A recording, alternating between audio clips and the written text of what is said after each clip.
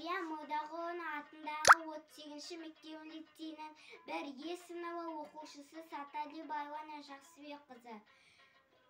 Жетекшім Айсұлу Жақсыбекқызы. 3 бақтым. Ең бірінші бақтым халқым менің, соған берер ойымның алтын кенін.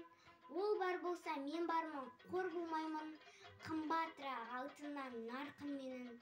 Ал екінші бақтым тілім менің, тас жүректі тіліммен тілім дедім. Кей-кейде дүниеден түнілсем де, қасиетті тіліммен түнілмедім. Бақтым бар үшінші отан деген, Құдай деген кім десе отан дерем. Оты сөнген жалғанда жан барсын ба, ойланбай-ақ келді аңқын отау менен. Түтін түтет, өз өрбі көгере бер, немерелер көбейсін шөберелер.